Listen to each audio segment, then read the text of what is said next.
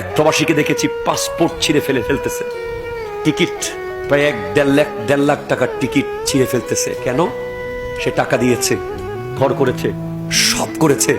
সে বড় আশা করেছিল, এই ঈদের আগে ভিডিওটা দেখেছিলাম, সে আসবে দেশে, কিন্তু তার পরিবার বলছে এখনো অনেক কাজ বাকি।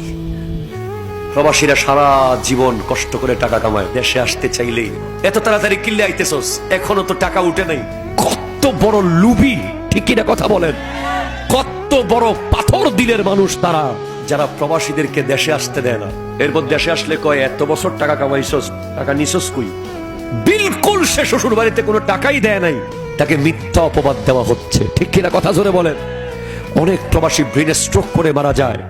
মনে রাখবেন, আপনাদের যদি কোনো প্রবাসী ভাই বোন থাকে, তাদের ব্যাপারে আপনাদেরকে অনুরোধ করে যায়, যারা দেশে আসেন, ওই প্রবাসীদের একটাই শক্তি আপনাদের সুব্যবহার, ঠিক কিনা বলেন? আপনারা যদি এখান থেকে বলেন, ফুত্রে তুই আজকে কষ্ট করতেছিস বলে আজকে আমাদের সমাজে ইজ্জত হয়েছে, ফুত্রে তুই আজকে মাথার ঘাম পায়ে ফেলে আজকে আমাদেরকে প্রতিষ্ঠিত করেছিস, আরে ভাই 3-4টা লাইন তারে কইয়া দিলে অসুবিধা কি? ঠিক কিনা বলেন না? ফুত, তোর যখন মন চাই চলে আয়, ঠিক কিনা জোরে বলেন? আয়। হ্যাঁ, আপনি তো দেখবেন কে কেমন। অনেকে গেছে আর আসতেছে, তাকেও তো দেখবেন। এই মাত্র গেছে, 1 মাসও হয় না, আবার কই চলে আসবো, এটা না।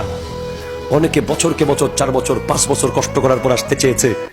আপনি বলতেছেন এখনো তোর বোনের বিয়েটা তো হয়নি, এখনো তোর ঘরের ছাদটা দিতে পারি নাই, এখনো তোর রাস্তাটা বাকি রয়ে গেছে, এখনো তোর ছোট ভাইয়ের চাকরিটা হয় নাই।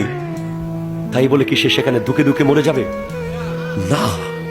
যারা মা আছেন, যারা বাবা আছেন, সে যদি টাকা লুকিয়ে ফেলে, টাকা সব খেয়ে ফেলে, উড়িয়ে ফেলে, আপনার কিচ্ছু করার নাই, ঠিক কিনা কথা ধরে বলেন? আপনি তাকে বলেন, মিথ্যা অপবাদ তাকে দিয়েন না। এত টাকা কামা, সবাই একই রকম টাকা কামায় না।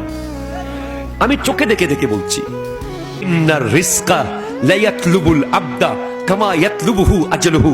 রিজিক এমন একটা জিনিস, মৃত্যু যেভাবে মানুষকে খুঁজে বের করে, তুমি যেখানেই যাও, রিজিকও সেইভাবে বান্দাকে খুঁজে বের করে। এজন্য প্রবাসীদেরকে এই কথা বলবেন না, টাকা কোথায় নিছস? শ্বশুর বাড়ি দিয়ে দিছস মনে হয়, তোর আত্মীয় স্বজন কাকে দিছস? বন্ধু বান্ধবকে দিয়া দিছস।